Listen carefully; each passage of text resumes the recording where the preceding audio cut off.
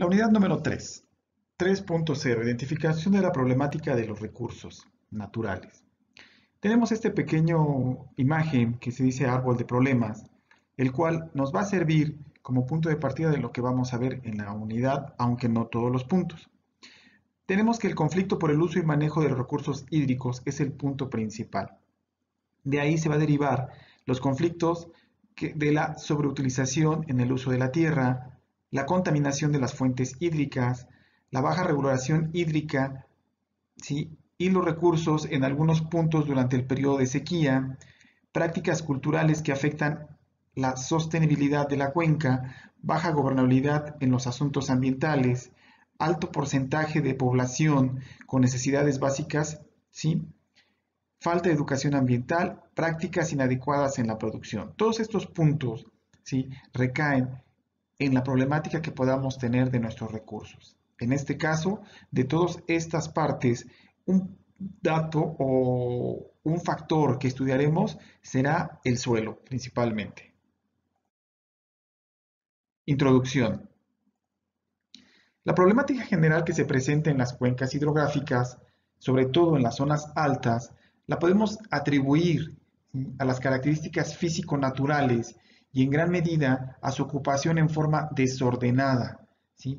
No tenemos una planificación en la ocupación de los espacios para el aprovechamiento racional de nuestros recursos naturales.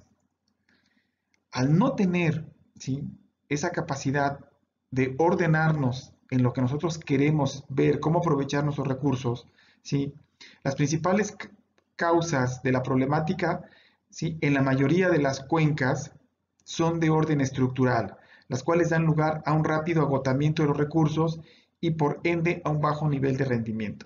Al no tener un orden estructural, no llevamos, ¿sí?, una forma escalonada de cómo aprovechamos los recursos, simplemente los ocupamos, ¿sí?, hasta que llegue el momento que ya no pueden más esos recursos. Háblense agua, háblense biodiversidad y no se diga del suelo. Como consecuencia, evidentemente de los antes expuesto, vamos a ver una serie de problemas que son comunes en muchas cuencas altas de nuestro país. Bueno, entre las causas que tenemos en esta problemática de los recursos tenemos las siguientes. Tenemos una remoción indiscriminada de lo que es la cobertura vegetal. Mientras nosotros sigamos descubriendo nuestros suelos, vamos a provocar dos factores importantes, que es la erosión y la falta de filtración, en este caso del agua, hacia el subsuelo, lo que alimenta nuestros manantiales. La sobreutilización de los suelos. No los dejamos descansar. Al mismo tiempo que nosotros queremos trabajarlos, les damos un uso intensivo, pero tampoco le damos un mantenimiento a dichos suelos. ¿Qué quiere decir? Que no llevamos a cabo esa fertilización o nutrición que debe de tener en diferentes etapas de los cultivos. 3. Concentración inadecuada de población y actividades económicas. Al final de cuentas, las poblaciones tienden a crecer cada vez más y más, pero ninguna población tiene el cuidado de tener un control en la forma de crecimiento. Se debe de tener jurídicamente una reserva de crecimiento, estudiada y analizada precisamente para que las generaciones futuras puedan tener ahí sus propias viviendas y realizar esas actividades económicas. Desafortunadamente no lo llevamos a cabo debido a que si yo tengo una pequeña parcela, terreno, lo que hago es que la divido a mis hijos y se las voy entregando. ¿Sí? Ellos van haciendo sus casas dentro de lo que eran terrenos de cultivo. Y así van poco a poco, de tal manera que lo que fueron tierras fértiles en la actualidad son pequeñas poblaciones. 4. Concentración de la infraestructura vial. No tienen una observación de las normas y pautas de índole ambiental recomendadas. Cuando nosotros queremos establecer o pedimos una vialidad como una carretera, porque es un medio de comunicación que nos va a ayudar a mejorar, por ejemplo, la comercialización de nuestros productos, no consideramos alguna norma ambiental. ¿Qué pasaría si nosotros metemos una carretera en determinado lugar? No se hace un estudio previo de impacto ambiental, por ejemplo, qué es lo que nos va a afectar. Y muchas veces esa afectación se refleja en que cortamos los suministros de escurrimientos naturales que tiene ese lugar, donde va a formar pequeños jagüeyes o mantos acuíferos, al meter la carretera hacemos unas represas artificiales. ¿Mm? Y al hacer esas represas artificiales, anegamos los terrenos altos y no podemos hacer que esa agua se infiltre o escurra más abajo. El avance, número 5. El avance incontrolado de la frontera agrícola. Cada día la necesidad por alimento es más grande, así como también de una actividad económica.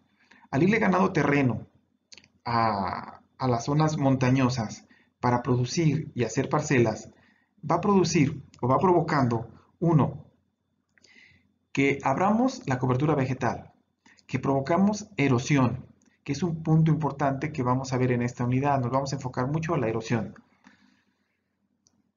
3.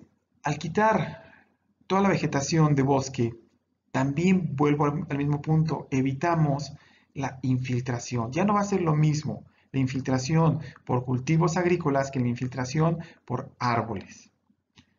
El tamaño de la raíz influye bastante. Número 6. No aplicación de prácticas para conservar los suelos. Si no llevamos esa cultura de conservar nuestros suelos mediante algunas prácticas y los dejamos que la misma naturaleza y nuestra acción como humanos vayan provocando que se pierdan cada día más, ¿sí? Lo único que vamos a hacer es que el día de mañana nuestras generaciones no van a tener en qué sembrar, no van a tener cómo producir sus alimentos más que como se está dando en algunos países ya avanzados en sus azoteas. Nada más porque suelo difícilmente van a tener. Número 7. No hay una información ambiental. Al no tener una información ambiental, ¿sí? Desde nuestros padres, generaciones anteriores, ocupábamos los recursos por ocuparlos, no le dábamos un orden a cómo los ocupábamos. Si yo necesitaba madera, cortaba un árbol, ya sea grande o pequeño, simplemente que cumpliera la necesidad de darme madera, quizá para hacer leña y calentar mis alimentos. Pasan las generaciones que siguen, nos siguen inculcando esa parte, en lugar de decir, bueno, tenemos una parte que podemos leñar y tenemos otra parte que tenemos que conservar. Hay normas ambientales que nos van a determinar, nos van a restringir y no necesariamente que nos cause molestia, simplemente que es para que se vuelva sustentable y sostenible. Esas consecuencias negativas son las siguientes de estas causas. Vamos a alterar el régimen hidrológico, vamos a cambiar el curso del agua o simplemente ya no va a haber curso de agua de esos regímenes hidrológicos que tenemos. Habíamos visto en temas anteriores, en las unidades anteriores, cómo, ¿sí?, veíamos que las vertientes se encargaban de alimentar nuestro cauce y el cauce a otro río más grande hasta llegar a lo que son lagos y lagunas. Si alteramos esos regímenes hidrológicos, el día de mañana, ¿sí?, el caudal del río va a disminuir y nuestros mares, ¿sí?, van a dejar de recibir la cantidad de agua que es necesario para que nosotros, lo que conocimos como ciclo hidrológico, empiece a verse afectado muy fuertemente. Número 2. Procesos de erosión acelerada. Podemos tener erosión eólica, erosión hídrica, erosión laminar. De esas tres, ¿sí?, aprenderemos, ¿sí?, que como consecuencia no nos favorece nada. Simplemente debemos de entender y sobre todo estudiar cómo lograr prevenirla. Primero, conocerla, saber los daños que nos va a provocar y por último, cómo combatirla y cómo mejorar nuestros suelos para que el día de mañana esa erosión se vaya perdiendo o sea en menor grado. Por último, la contaminación de cuerpos de agua.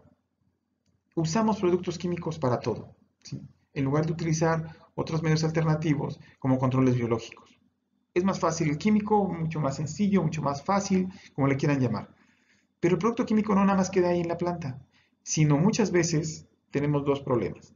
El producto o el envase queda botado y al final de cuentas, al quedar botado, empieza a llover, el agua se lo va llevando, se lo va llevando. Muchos de los envases químicos dice, no se recomienda almacenar agua en estos productos. Si ese producto que es acarreado llega a los ríos, pues contamina el río, ¿sí? No necesita que exista la infiltración para contaminar nuestros mantos acuíferos, simplemente nuestros envases son los que se van a encargar de ello. En resumen, dentro de las principales problemáticas que enfrentamos son el agua, su situación actual y su contaminación. Búsquenle como le busquen, ¿sí? Siempre tendremos a contaminar el agua de mil formas. La biodiversidad, su situación actual y su pérdida. Al tener una pérdida de la biodiversidad, va a afectar otros medios que no nos vamos a dar cuenta hasta que nos pase. Ustedes preguntarán, ¿es posible que porque los lobos dejen de existir, los ciervos puedan convertirse en una plaga? ¿Puedan producir falta de agua? Sí puede ser el caso, muchachos. Voy a anexarles un video donde venga esta explicación. La deforestación y desertificación. Al perder nuestros bosques, al ya no tener el agua en nuestro ciclo normal del agua, ¿sí? Vamos a tener una escasez y esa escasez se va a producir, ¿sí? Esa desertificación es porque vamos a perder y vamos a descubrir toda la cobertura vegetal que teníamos y nuestros suelos van a quedar totalmente descubiertos. Y por último, y no igual de importante que los demás, pero le vamos a dar un estudio un poquito más enfocado, es el suelo, su situación actual y su erosión. Debemos de aprender a conocer a este enemigo que es la erosión en el sentido de qué es lo que nos produce, cómo nos afecta y sobre todo cómo poder solucionarlo. Gracias.